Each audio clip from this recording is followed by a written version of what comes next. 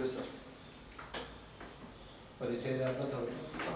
माननीय महोदय, मी मुक्काम पोस्ट महाराष्ट्र, तालुका मंगळवेढा, जिल्हा सोलापूर येथून आलेला आहे. माझं 12वीपर्यंतचं शिक्षण English school junior college Mangalwedha झालेलं आहे आणि माझं BSc chemistry Madansinh Mohite Patil science college Mangalwedha झालेलं आहे. सर माझ्या घरी आई वडील असतात, एक आजी असते, आजी आहे आणि छोटासा दुधाचा व्यवसाय आहे. कधी झालं आपलं ग्रॅज्युएशन? सर 2016ला झालं. मी आता सध्या काय करताय? सध्या सर स्पर्धा परीक्षेचा अभ्यासच करतो पूर्ण. या 8 वर्षात काय केलं आपण? सर पूर्ण वेळ स्पर्धा परीक्षेचा अभ्यास करतो सर, कोरोना काळ सोडला तर. बरं, पदवी कशाच झाली आपली? सर BSc केमिस्ट्रीमध्ये झाले सर. आता BSc केमिस्ट्री. हो सर.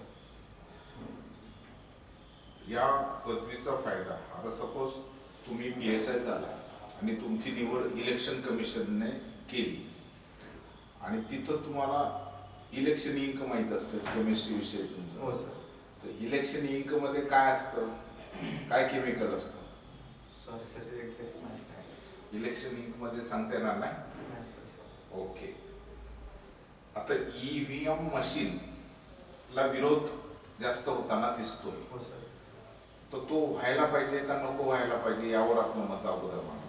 सर मला वाटतं की EVM मशीनवर ज्यांचा विरोध आहे ना, त्यांना EVM ची एकदम डिटेलमध्ये माहिती दिली पाहिजे, म्हणजे त्यांना सुद्धा त्यांची शंका दूर केली पाहिजे जे विरोध करतायत त्याच्याबद्दल. आणि विरोध मला वाटतं की ती मॉडर्न टेक्नॉलॉजी वापरायला पाहिजे. मला भारतात इलेक्शन मॉडर्न कोड केव्हापासून लागू झाला? इलेक्शन, सॉरी सर, एक्झॅक्ट नाही सांगता येत. माहिती नाही? इलेक्शन कोड माहिती असेल ना तुम्हाला?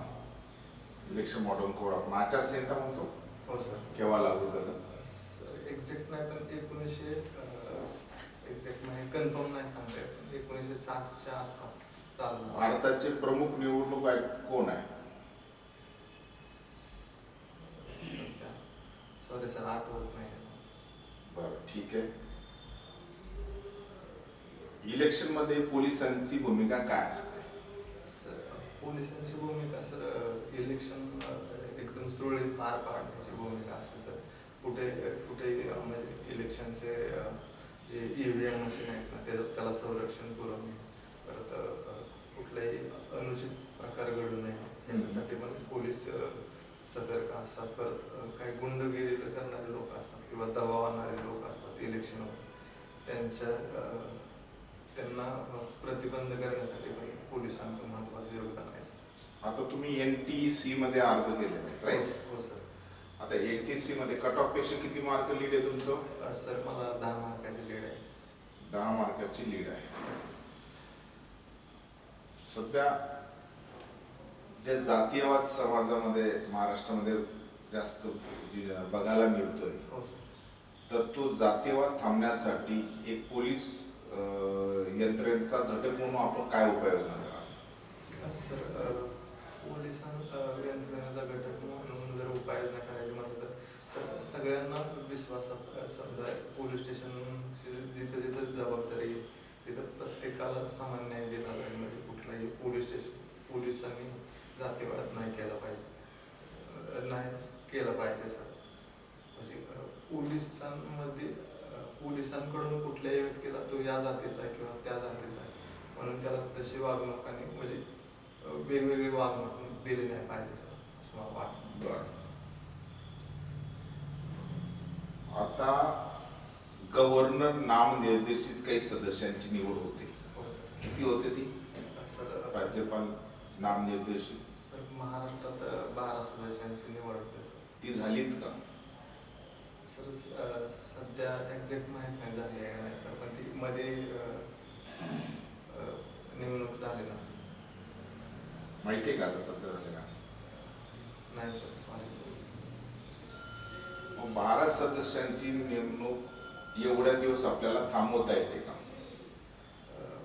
सर घटनात्मक दृष्ट्या बघितलं तर 12 सदस्यांच्या नेमणूक मंत्रिमंडळाचा निर्णय असतो, तो राज्यपालाला तो मान्य करावा लागतो सर. ती नेमणूक व्हायला पाहिजे सर. बरं, ती नेमणूक व्हायला पाहिजे. ठीक आहे. दिल्लीमध्ये राज्यपाल, नायब राज्यपाल महोदय आणि मुख्यमंत्री यांच्यामध्ये प्रत्येक वेळेला विरोधाभास असतो. त्यामागची कारणे काय? प्रमुख राजकीयच कारण आहे त्याच्या पाठीमागं की केंद्र सरकार आणि केंद्रात वेगळ्या पक्षाचं सरकार आणि राज्यात वेगळ्या पक्षाचं सरकार असेल तर ते महत्त्वाचं कारण आहे असं म्हणजे प्रत्यक्षदर्शी वाटतं मला.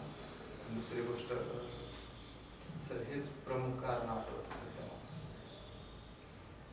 सध्या असं दिसतंय की सरकारी पोलीस यंत्रणाचा मिसयूज होताना दिसतंय असं विरोधी पक्षांचा आरोप आहे सरकारवर. त्याविषयी आपण म्हणताय. असं मला काय वाटतं की जो सरकारी पक्ष असतो किंवा सरकार असतं त्यांचं पोलिसांना म्हणजे गृहमंत्री असेल किंवा मुख्यमंत्री असेल जबाबदार व्यक्तींचं पोलिसांचं वर ऐकणं गरजेचं असतं. काही प्रमाणात विरोधकांना वाटतं की त्या दबावापोटी पोलीस काम करतात, पोलिसांचे काम करत असतात असं मला वाटतं.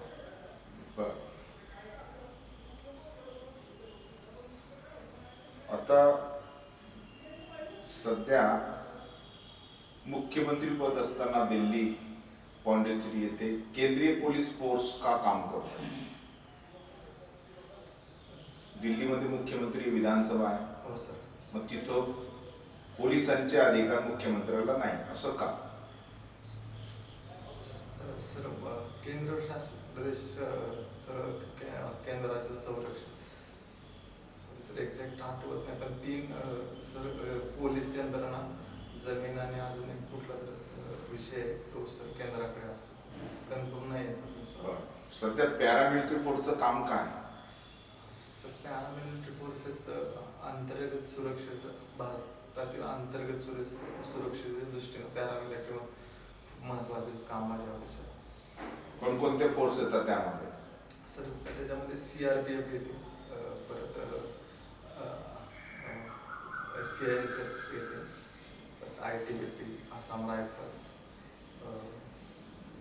परत SPG, एवढ्या आठवतात. ठीक आहे. तुम्हाला PSI काय व्हायचं त्याचं कारण काय? सर PSI सर पूर्वीपासून आमच्या गावात पोलिसांविषयी खूप क्रेज आहे सर पहिल्यापासूनच. त्यामुळे मग ते लहानपणापासूनच ते रुजलं आपल्या पोलीसमध्ये जायचं.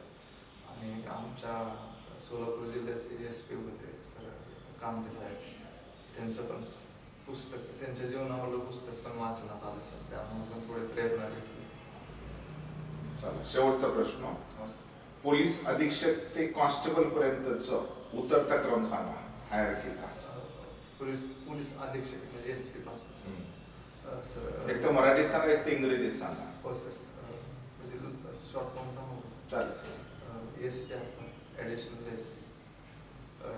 SP, ASP असतात, प्रोबेशनल SP असतात, परत ACP, परत सिनियर PI, PSI. SCP हा असतो का ग्रामीणमध्ये? हा माझा प्रश्न आहे. Sorry sir, DYSP sir. Sorry. मग तुम्ही पुढचं काय म्हटलं अजून? सॉरी सर, म्हणजे ESP. ESP म्हटलं तुम्ही. ASP म्हणजे असिस्टंट. सॉरी सर, ते एक्झॅक्ट मला आठवण नाही पण ते प्रोबेशनला असतं. एक पोस्ट आहे का ती ते सांगा ना मला. पहिल्यापासून सांगतो. हा सांगा. पुन्हा घ्या. काय अडचण? SP, DYSP, sorry SP, additional घाबरू नका, रिलॅक्स मध्ये सांगा. SP, additional SP, DYSP, senior PI, API. ग्रामीणमध्ये सिनियर PI ही पोस्ट आहे का? काय त्यामध्ये? एक्झॅक्ट माहित नाही सर. आपण सांगताय म्हणून विचारतोय. आहे का नाही एक्झॅक्ट माहित नाही सर. Sorry sir. परत API, PSI, ASI, head constable आणि कॉन्स्टेबल. कोणतं एक पद पूर्वी होतं पण आता नाही. सर ते पोलीस नाईक पद हे नाही सर. ठीक आहे. जमादार याला इंग्रजीत काय म्हणतात? सॉरी सर, एक्झॅक्ट सांगितलं तुम्ही ते. काय ओके Welcome. चलो ठीक आहे, काही प्रॉब्लेम नाही. बेस्ट ऑफ लक, तुम्हाला खूप साऱ्या शुभेच्छा. Thank you, sir. Have a nice day, sir. Thank you.